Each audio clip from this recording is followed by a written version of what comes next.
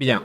Pour comprendre l'interface VoiceFlow, voyons d'abord comment envoyer des messages. Dans VoiceFlow, on a la section des flux de travail, avec par exemple ce premier flux pour les Q&R. En entrant, on trouve un modèle. On peut tout sélectionner ou supprimer. Comment donner un message d'accueil avec notre bot? On a plusieurs options. On va choisir parler et message. On peut envoyer un message, une invite, une image, une carte ou un carrousel. C'est l'IA qui envoie. On va envoyer un message, connecter le déclencheur.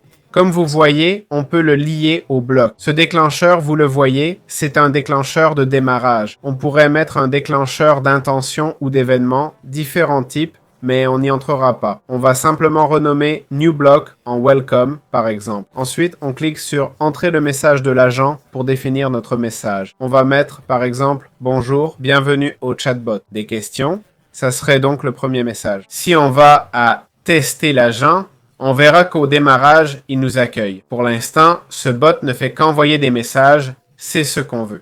Comment peut-on envoyer des messages autrement? Eh bien, via une image. On peut envoyer ou charger une image, j'en prends une au hasard. Quand on clique sur Tester l'agent, il nous accueille et charge cette image. Si on ne veut pas l'image, clique droit et supprime. On peut envoyer une carte, une image avec un titre et une description. On pourrait même ajouter des boutons. À quoi ça sert? Ici, pas très utile, mais ça pourrait servir pour conclure une vente. Au lieu du programme d'édition que j'ai mis, vous pourriez mettre une carte produit, une TV à 1000 €, écrit 1000 € TV, une description et un bouton. Le bouton serait Acheter maintenant. En cliquant, ça pourrait rediriger l'utilisateur ailleurs. Testons en envoyant un message vocal. On va indiquer qu'il n'est pas en stock pour l'instant. On clique sur Run puis Run Test. Et ça nous dit Bonjour, bienvenue sur ce chatbot. Des questions?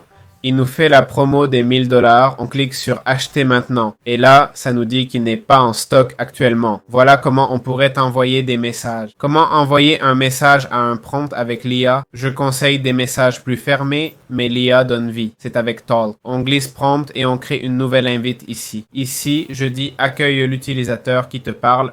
On clique Ajouter, on peut ajouter l'historique de conversation. Voilà le prompt, sans nom d'ailleurs, on pourrait lui en donner un. Maintenant, on lance Run, puis Run Test, et ça va accueillir avec l'IA. Le voilà. Bonjour, ravi de discuter et de vous aider si besoin. Comment allez-vous aujourd'hui? Ça, c'est fait avec l'intelligence artificielle. Voilà, c'est aussi simple que ça.